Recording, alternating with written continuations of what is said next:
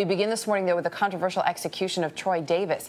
The convicted Georgia cop killer was put to death late last night after the Supreme Court turned down his final appeal. As CBS News correspondent Mark Strassmann reports, the condemned man maintained his innocence to the very end. He said to the people who are about to take my life, may God have mercy on your souls and may God bless your souls. And then that was it.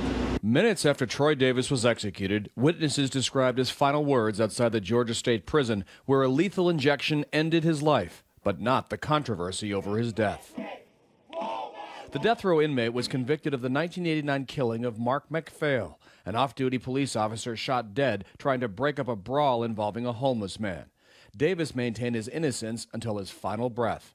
And over the years, supporters worldwide insisted doubt about his guilt should block his execution. 7 of the prosecution's original 9 witnesses recanted their testimony. No physical evidence ever linked Davis to the crime. Are you giving up? No! But various courts reviewed Davis's conviction over the years and upheld it. And the slain cop's family insisted Davis was guilty and deserved to die. Hundreds of protesters gathered outside the prison, and police, some wearing riot gear, and prison authorities geared up for confrontation as the original 7 o'clock execution deadline approached.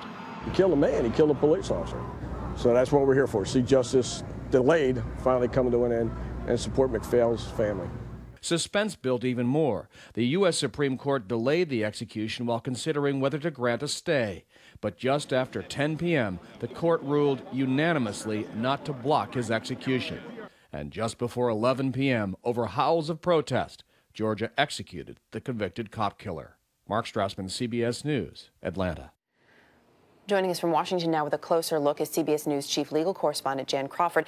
Jan, a lot of the supporters, the protesters there, had really latched on to the fact that 7 of the witnesses recanted, yet as Mark pointed out a number of times, this ruling was upheld, and this was a unanimous decision from the Supreme Court last night.